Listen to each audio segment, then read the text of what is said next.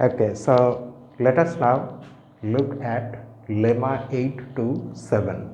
So you may recall that towards the end of this section we have Riemann's theorem, which gives us an idea of how wild series can be that are conditionally convergent but not absolutely convergent.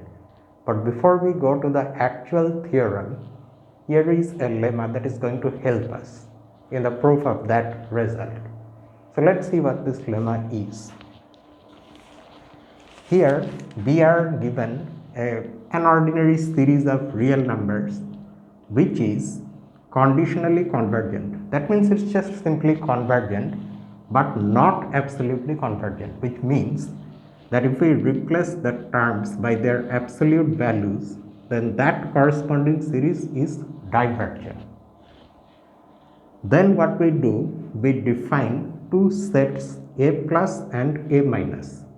A plus consists of those natural numbers n for which a n are non-negative, and a minus consists of the remaining natural numbers, that is for which the terms a n are negative.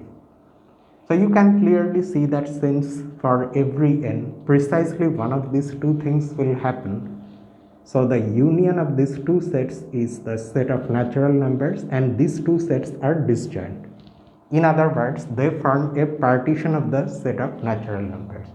Then, if one considers these two sums or these two series, where in one of them n varies over a plus and in the other n varies over a minus, then none of them is convergent, that is, none of them is conditionally convergent, and as a result, none of them is also absolutely convergent.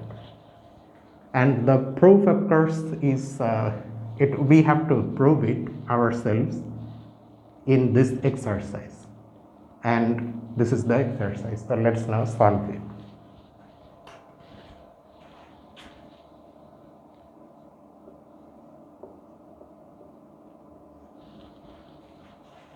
So in the first part of this solution, what we are going to do is we are going to see how large these sets are, a plus and a minus. So we start off by supposing that a plus is empty, say. Let's see what happens if a plus is empty, that is, there is no natural number for which a n is non-negative. In other words, in that case, a minus would be the entire set of natural numbers. Or in other words, all the terms of this series are negative real numbers. So what happens in that case? Suppose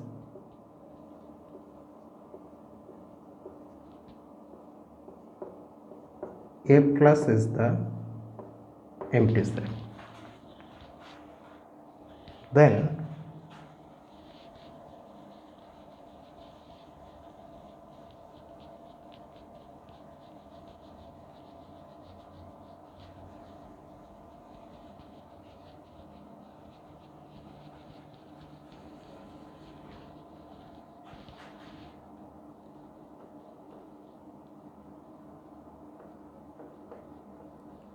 a minus is the entire set of natural numbers, and so all the terms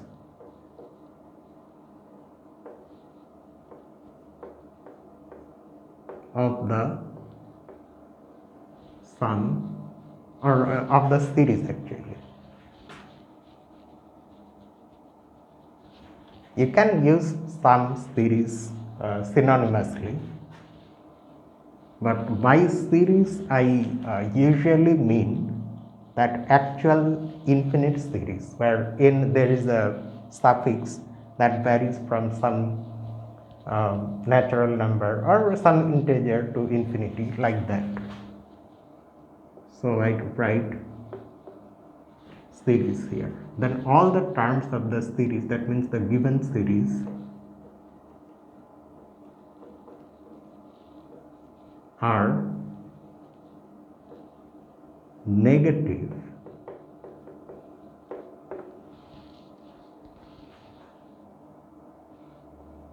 So by the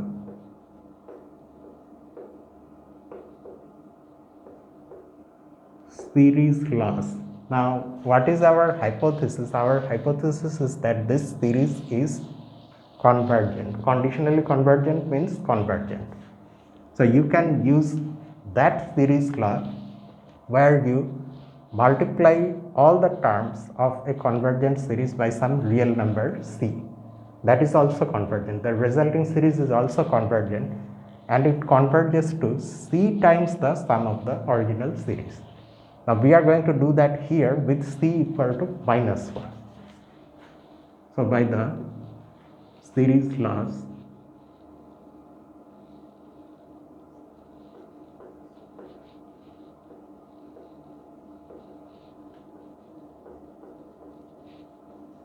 this series, which is just this,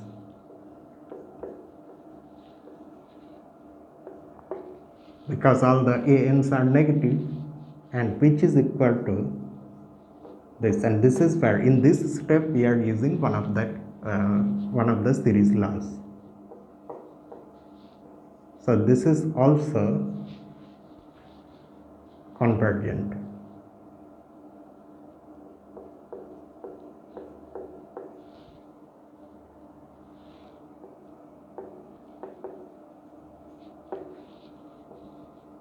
I write also, you might choose to just simply write convergent, also because just like the original one, this one is also convergent. But convergence of this means what? It means that the original series, ignoring the minus sign, is absolutely convergent, but it's given that it is not. Thus,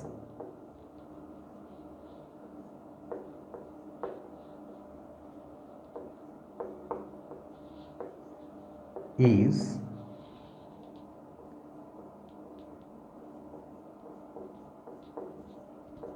absolutely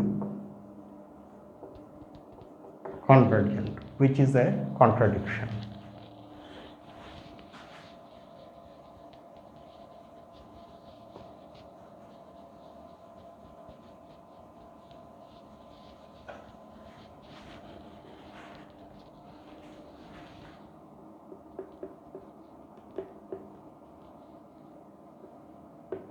Which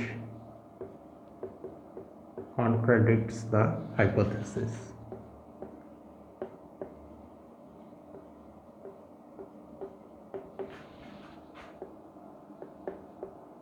The hypothesis that the original series is not absolutely convergent.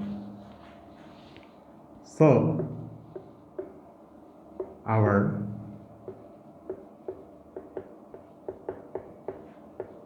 supposition is wrong, i.e. A plus is non-empty. Okay, so A plus cannot be empty. There will be something, some natural numbers in A plus. Now the next supposition is that, say, A plus is non-empty. Fine, we have understood it's non-empty, but let us now see what happens if we now suppose that A plus is finite.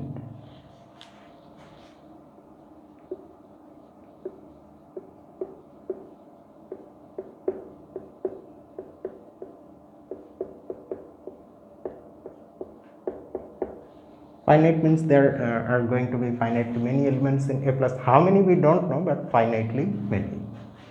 So in general, A plus would look like this. Let A plus consist of these natural numbers, say n1, n2, and like that, nk, for some positive integer k.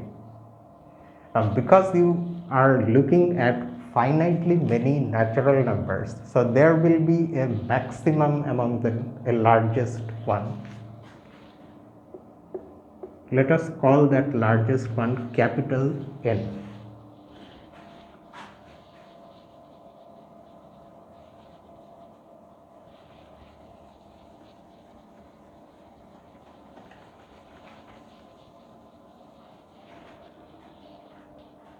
let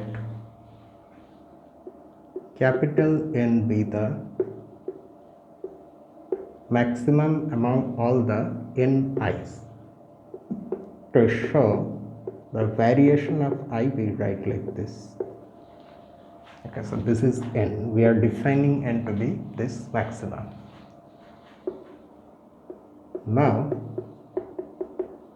let us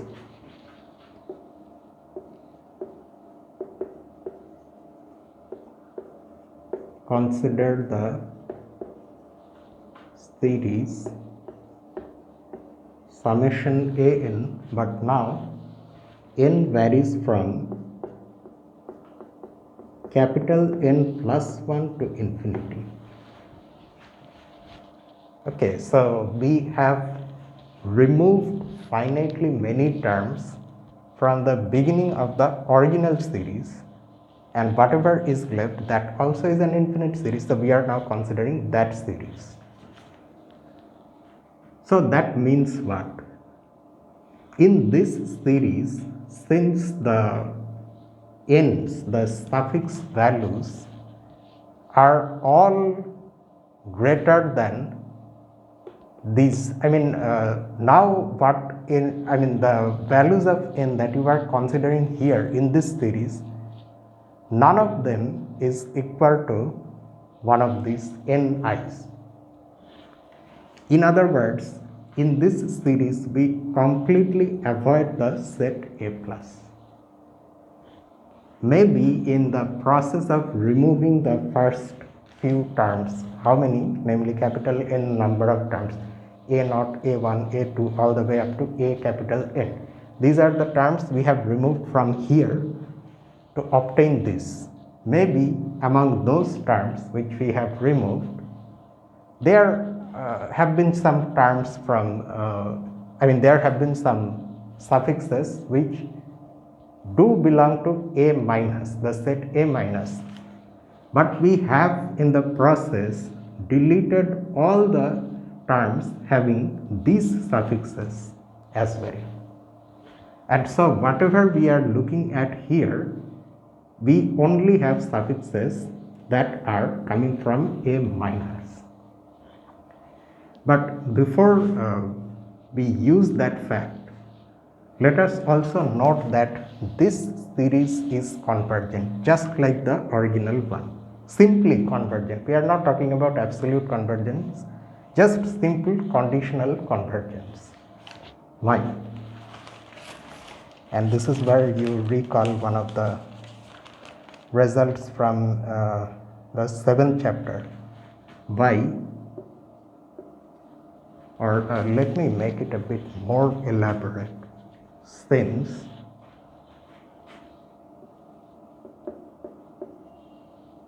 the original series is convergent,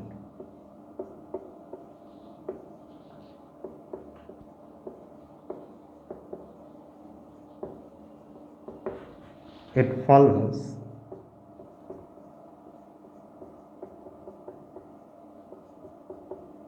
from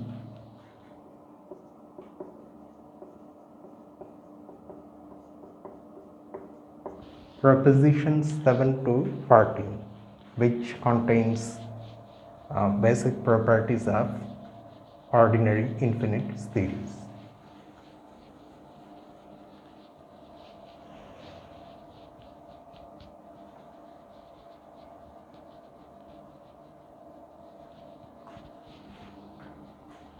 Proposition 7 to 14 part C. Yes.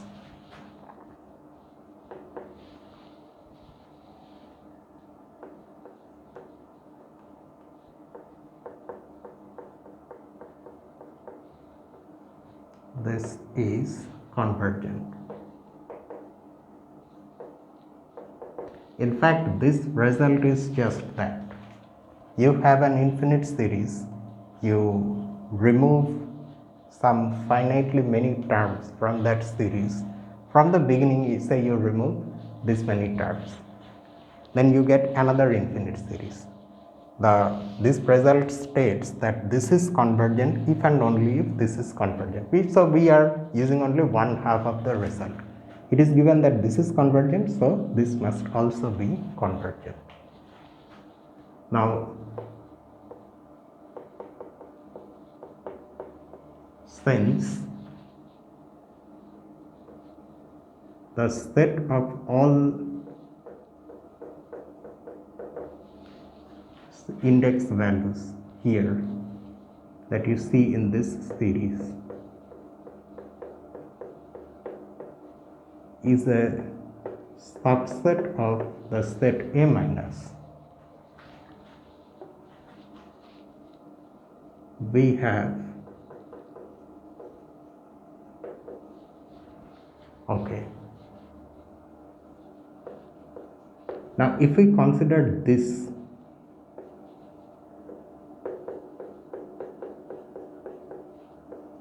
then what shall we get? This is just one way of saying that for every n here, an is negative, is a negative real number. And that is why this particular series is equal to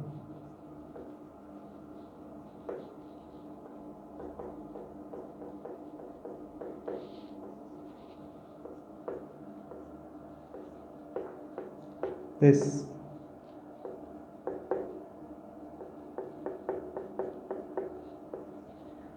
And this is convergent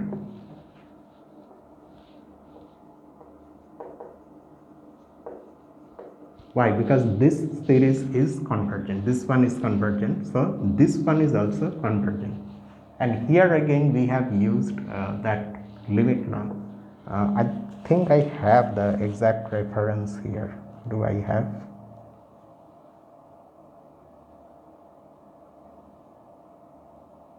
Yeah, proposition 7 to 14b.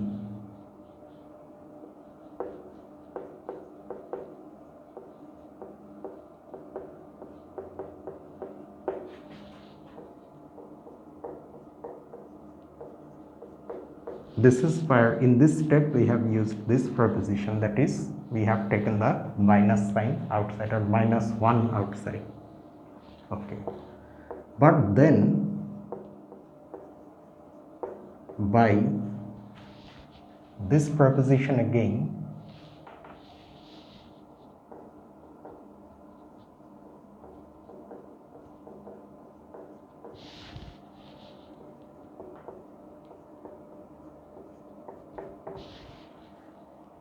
part C again. Now this series is convergent. That's what we have concluded here. So if you supply the missing terms from the beginning, that series will also be convergent by this proposition because it works both ways. So what I am trying to say is this.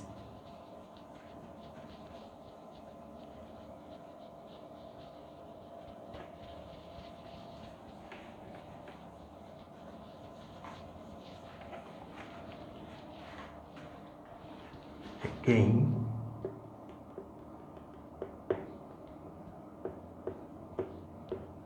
this series is convergent.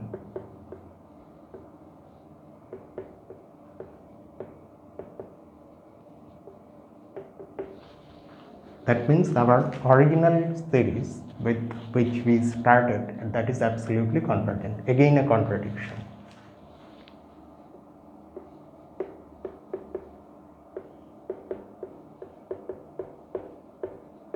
A contradiction to our hypothesis again. So that means our last supposition is wrong.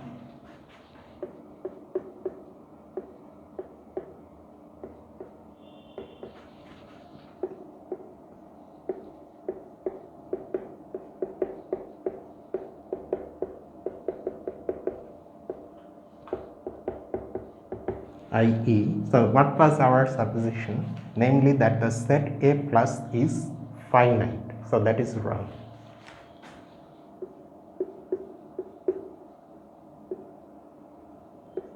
So this must be infinite.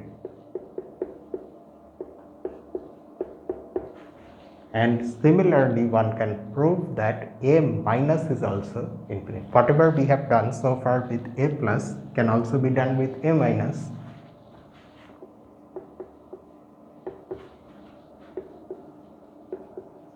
Similarly, A minus is infinite, but both A plus and A minus are subsets of the set of natural numbers. So this implies that both A plus and A minus are countably infinite. Thus, A plus, A minus are both countable. So that's how we have been able to see what the how large these sets are. So it turns out that both of them are countably infinite. Now we go to the actual thing. What is the claim of this lemma? It is that these two series are both divergent. These two sums are both divergent.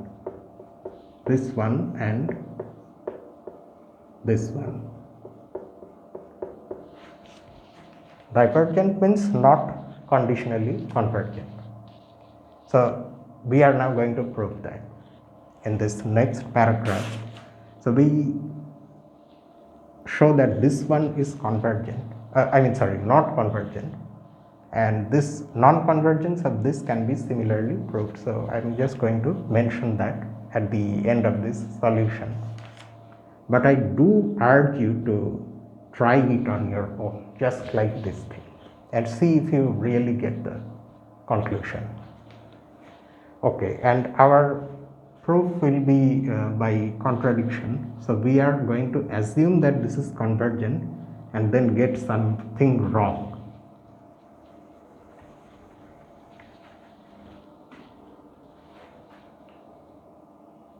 Now suppose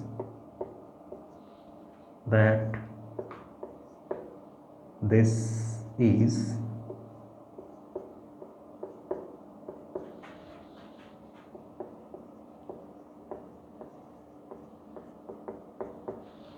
conditionally convergent.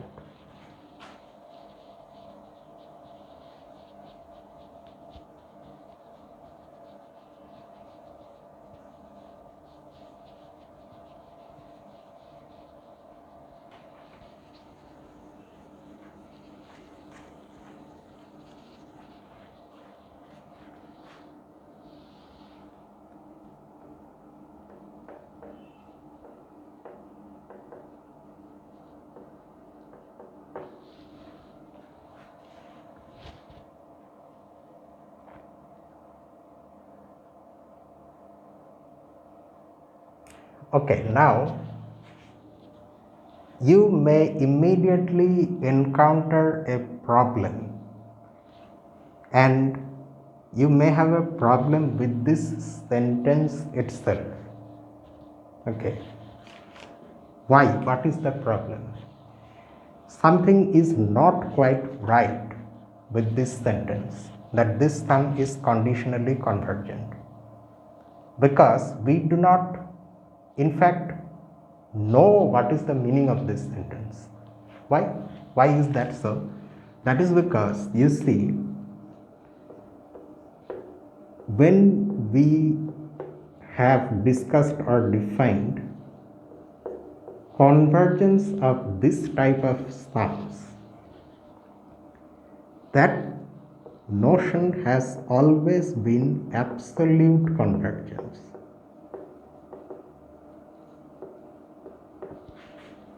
We haven't defined anything called conditional convergence.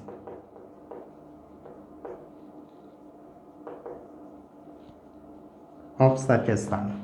We don't really know what it even means to call this sum conditionally convergent. But if you think of it in the most natural way possible, that would mean this. And you will most likely agree with me that this should be the meaning of this sentence. When I am saying, forget about the general sum, okay, you just look at this sum. When I am saying that this sum is conditionally convergent, that means this. There exists a bijection, say f, from the set of natural numbers onto a plus, for which the series, the ordinary infinite series m equal to 0 to infinity, a f of m is convergent.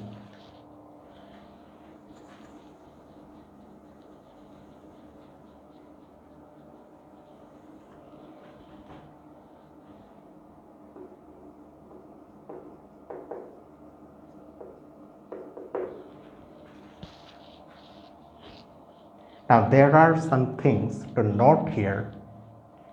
Note that we are able to, in fact, in a way we are defining what it means for this sum to be conditionally convergent, which we did not have to do previously. We did not have to call such a sum conditionally convergent, but now we have. So we are calling it conditionally convergent if this is true.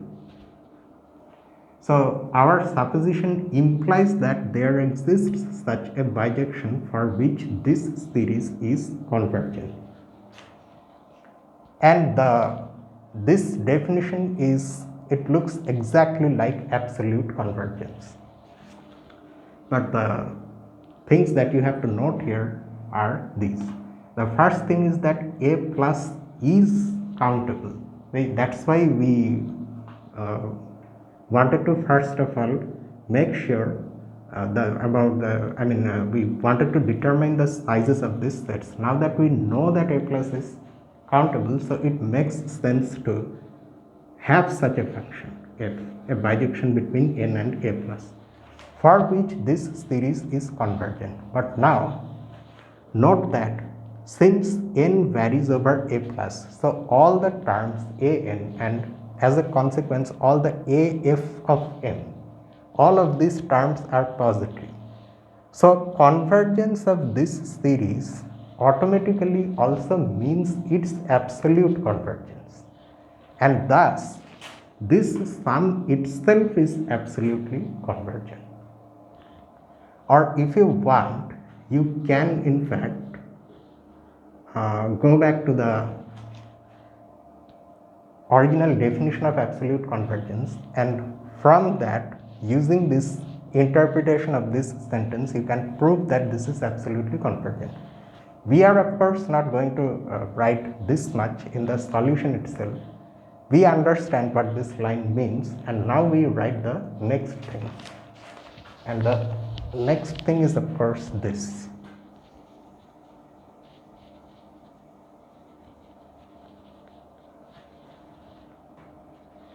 That since all the a_n's involved in this sum are non-negative,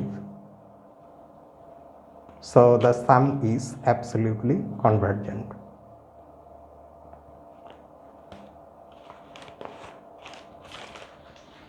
Since a_n is greater than or equal to 0 for all n belonging to a plus, the sum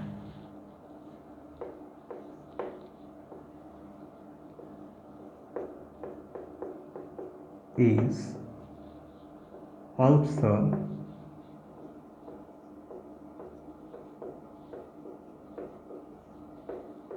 absolutely convergent. Perhaps I should have made it clear after stating the lemma itself, because in the lemma itself we are claiming that this sum is not absolutely convergent. But then what does it even mean for it to be absolutely convergent? Because you are saying that the negation of that is true. But now you know what it means. Okay. So now that it is conditionally convergent, automatically implies that this is absolutely convergent. Now what do we do with this? Now what we are going to do, we are going to use all these an terms to define a sequence of real numbers. Define the sequence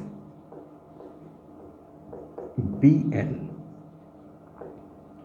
of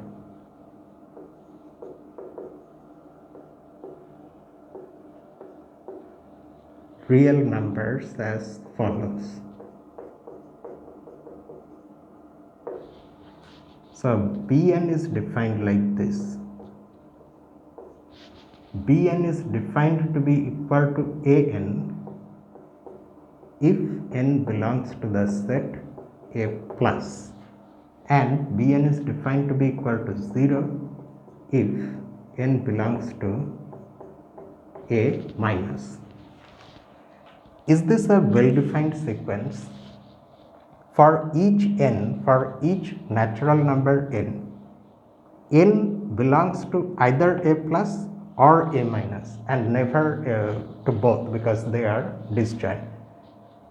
And when n belongs to A plus, then Bn is defined to be equal to An, which is a unique real number, because the original series, in that we have the terms An, so the Ans are coming from there. So the Ans already define a well-defined sequence. So that uniqueness is present here. And if n is coming from A minus, then Bn is defined to constantly be 0. So that is also unique. So this is a well-defined sequence. Now what to do with this sequence?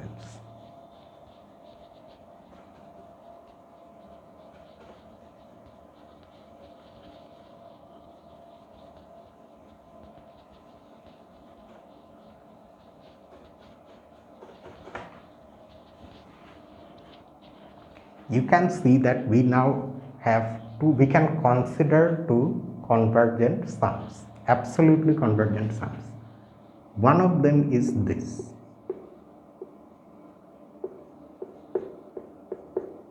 A plus, right? This is absolutely convergent. We have its absolute convergence here. And the other sum is this.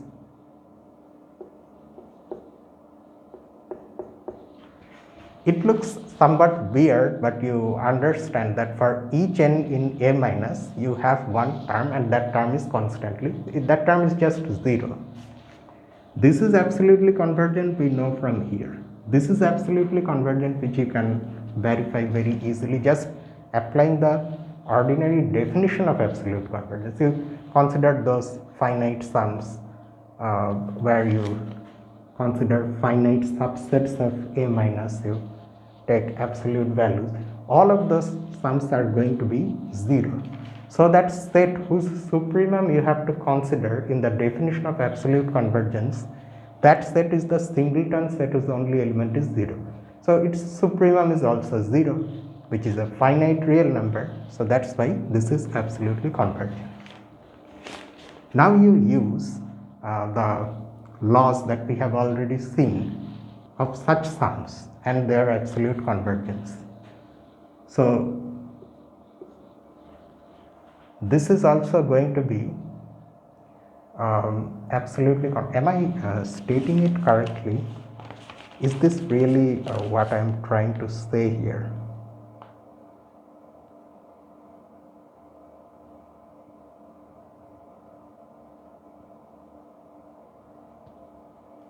Yes. Okay. So by one of those laws, you know that this is also absolutely convergent.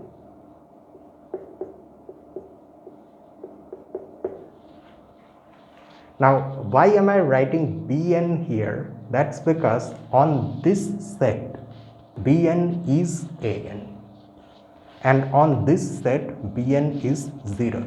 So, do you remember what we are using here? You recall that thing, we have a set X and two disjoint subsets x1 and x2 whose union is X, and there is a real valued function from X to R such that these two series are absolutely convergent, X belonging to x1 and h of x, x belonging to x2. Then their sum is also absolutely convergent, and sum is absolutely convergent means this sum is absolutely convergent and is equal to the sum of this and this. So here we were looking at exactly that thing. So absolute convergence of this and this implies that this is also absolutely convergent. But what is this? This is nothing but n. Okay, so that is now going to be our conclusion, that this sum is absolutely convergent. And the result we are using here is proposition 8 to 6 part C. So let's write that. Let me just keep it like this and start from here.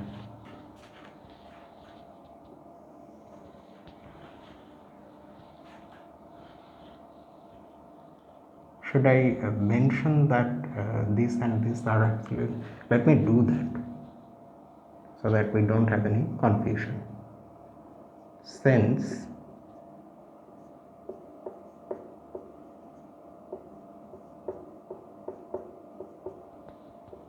and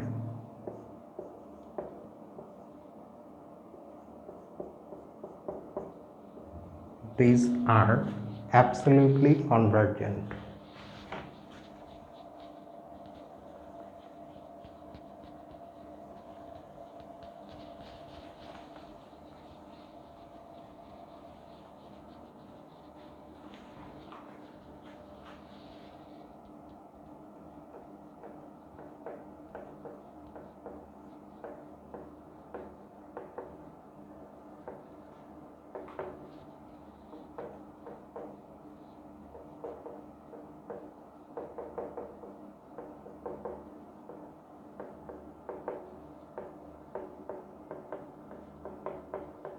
It follows from proposition 8 to 6c that the sum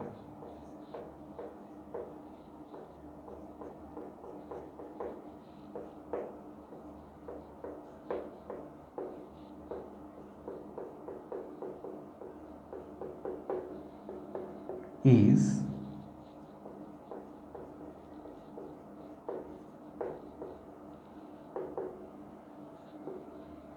absolutely convergent. Okay, now we are going to use its absolute convergence next like this.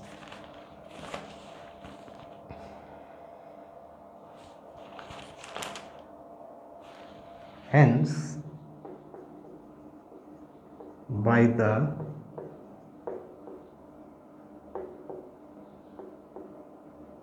series laws, we have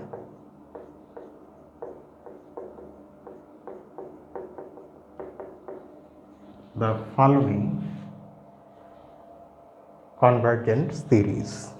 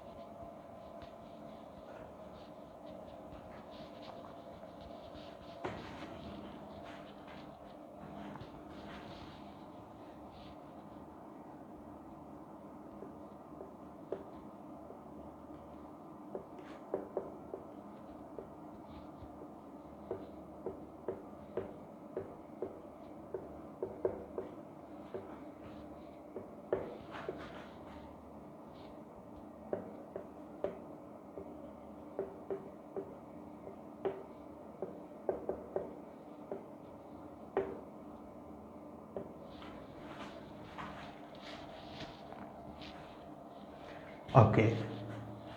So now we have done what? We have subtracted the series summation Bn from the original series summation An to get this convergent series. What is the guarantee that this is convergent? Because this is already convergent, just convergent, okay? That is our hypothesis, not absolutely convergent. And this is also convergent. Where are we getting its convergence from? From here. Since this is absolutely convergent, what does it mean for this to be absolutely convergent? It means that there exists, again, if you use the definition of absolute convergence, it just simply means that there exists a bijection, say G, from, since the set itself is n here, from n to n, for which this ordinary series B of G of n is convergent. Okay, by definition of absolute convergence, this is what it means for this series, this sum to be absolutely convergent. But we have already seen that the choice of this bijection, once you know that it is absolutely convergent, does not matter.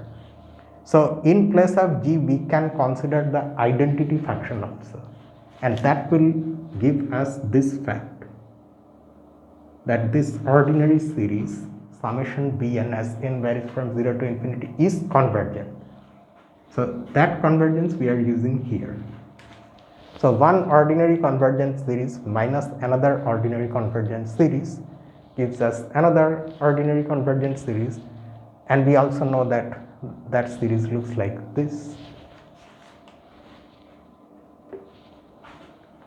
Okay, now we can say something about the terms an minus bn, because in the definition of bn we have ans.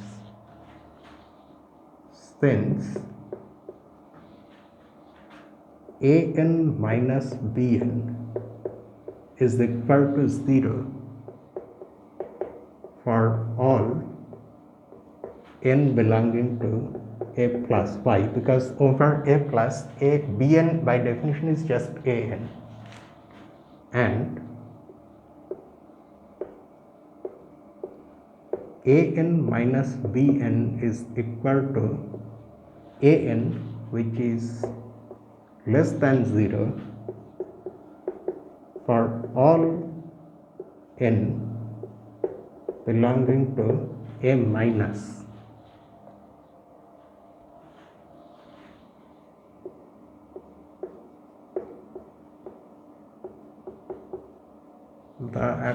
Or we can write just this. This series, this means this series is absolutely convergent.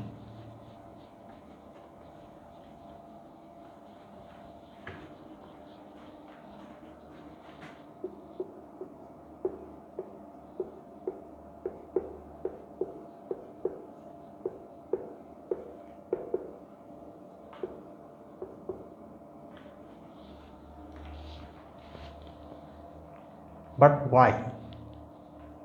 Why is it the case that this series is absolutely convergent? If you want more elaboration, we can do this. Note that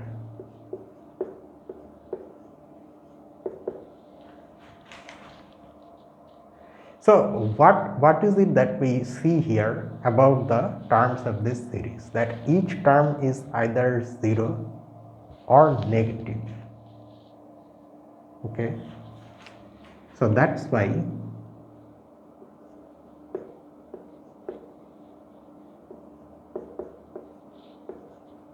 this series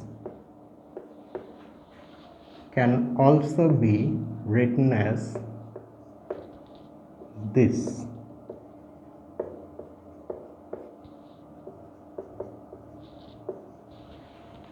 Let's see if it is okay. When an minus bn is 0, in place of n, so we would have 0 here.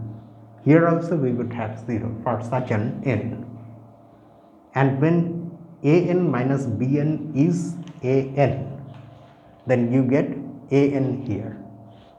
Here what you are getting, minus absolute value of an. But because an is negative, absolute value of an is minus an, so you are getting an. There also you got an, so that's why this is equal to this. And now because of ordinary convergence, again using that series law, you can take this minus sign outside.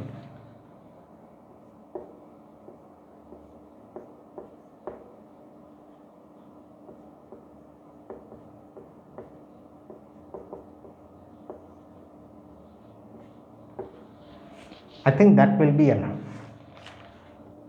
because what does this tell us? This is convergent, minus of this is convergent, so you multiply on both sides by minus sign, minus 1, so this will be equal to minus of this, which is convergent. So that means this is convergent, which means what? That this is absolutely convergent. And the nature of the terms, that each one of them is either 0 or negative, allows us to conclude that. Okay, so this is absolutely convergent. Okay, but now what can we conclude about from this? So now you have to go back to that Y exercise where we address some issues about absolute convergence. We showed that the notion is well defined, or all those things. So we next write like this. So by the Y exercise above means I am treating that Y exercise to be present here somewhere above.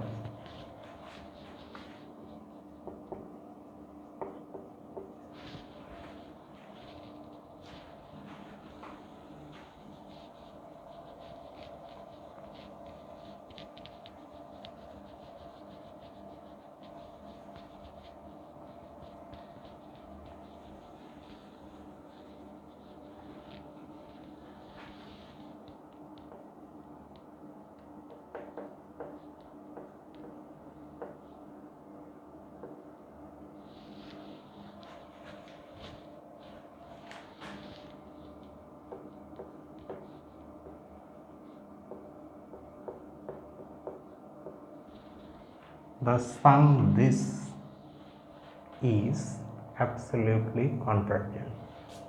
Is that what the, yes, this is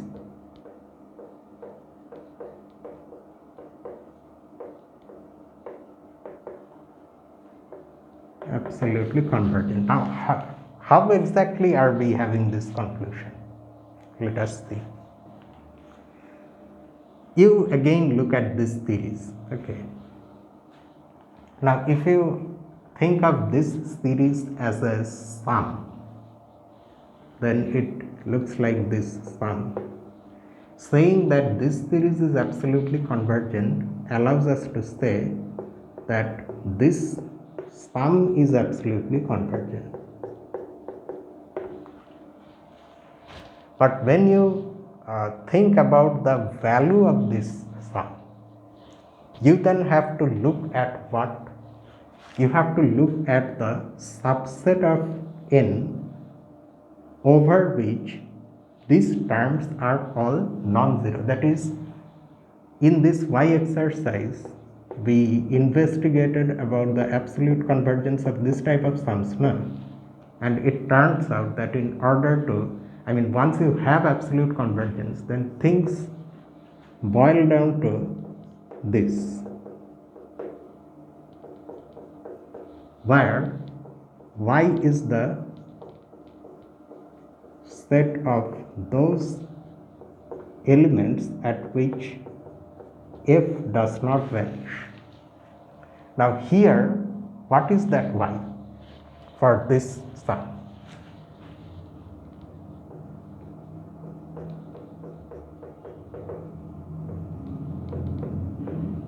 This is the Y.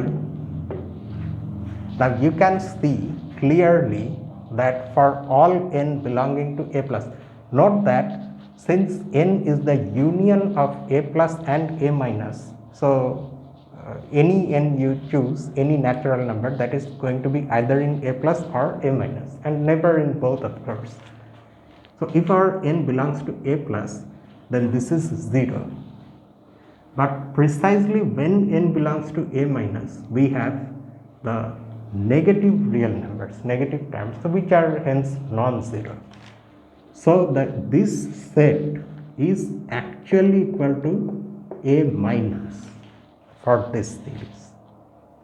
And that's why we write, so by the Y exercise,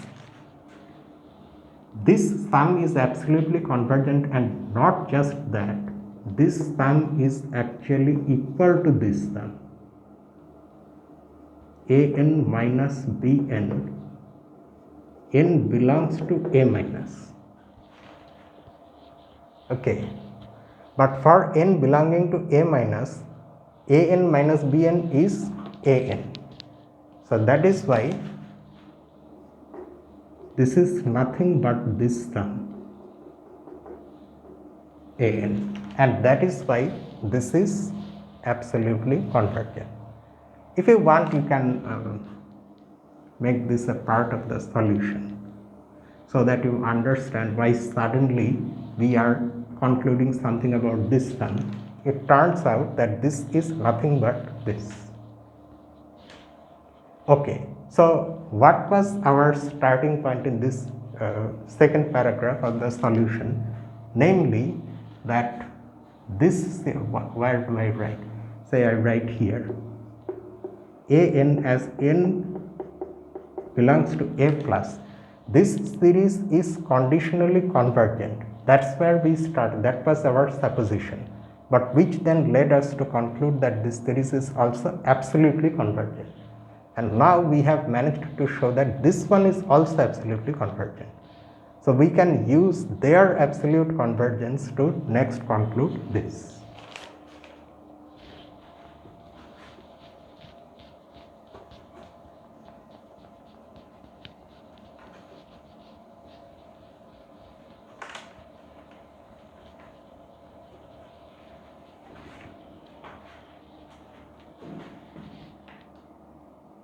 Hence, and we have to refer to the result also, na? Proposition 826C.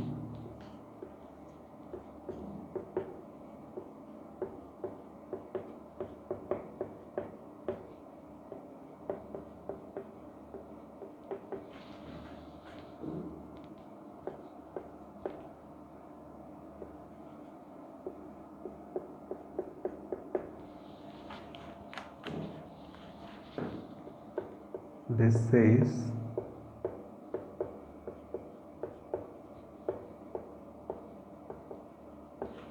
absolutely convergent and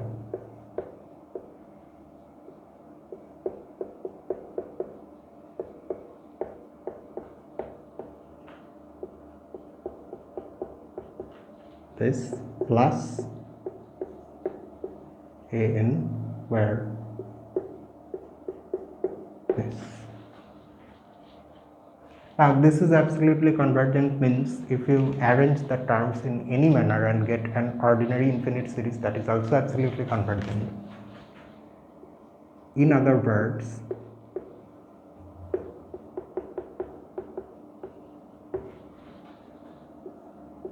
so we decide to arrange them in their natural order of the suffix values. So this is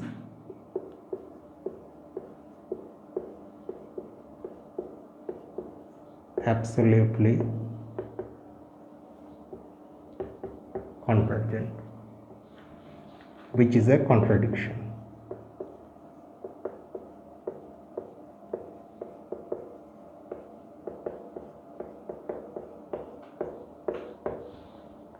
So our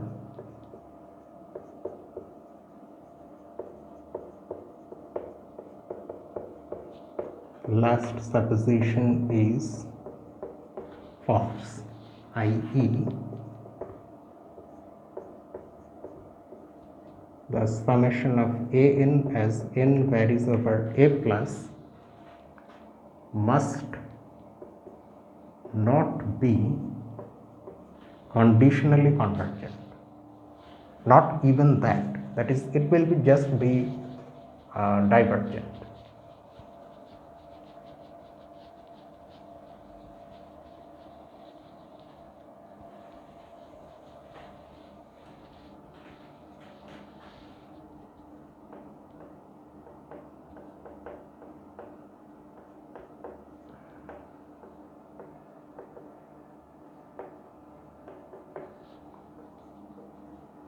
One can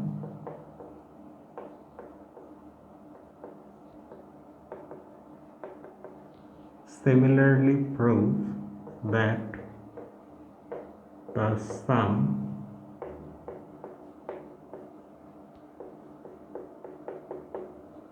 is not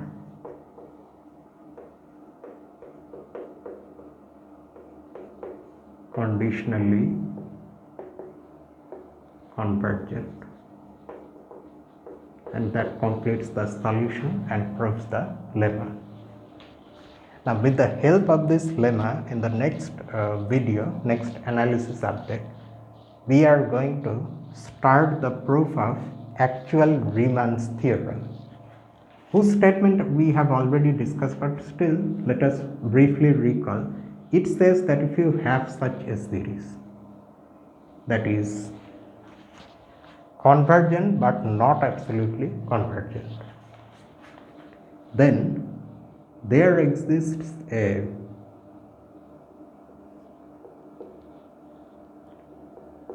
bijection for a given real number R. There exists a bijection such that this series A sigma of n is convergent and it converges to R. In other words, there exists a rearrangement of the original series that converges to R, and any real number you choose, there exists such a rearrangement. So the series behaves absolutely wildly, as wild as it can get. You can make it converge to any real number by a proper rearrangement. And there is one exercise in this exercise set itself which will allow us to show that it can be made divergent also, in the sense that its partial sums increase and increase without any bound, diverging to plus infinity, and it can also be made to diverge to minus infinity. Okay, such things can also be done. So it is the worst possible kind of series that you can imagine, a conditionally convergent series that is not absolutely convergent. So we will see how one can prove Riemann's theorem. I don't think I will be able to prove it in one video, but just like we proved Fubini's theorem in chunks, we are going to go through Riemann's theorem's proof also like that. So that's just it for tonight. The next update is this coming Tuesday, and on Tuesday let's do number theory. So see you on Tuesday with number theory. Until then, this is me, Lucifer, from a mathematical room. Have a nice night.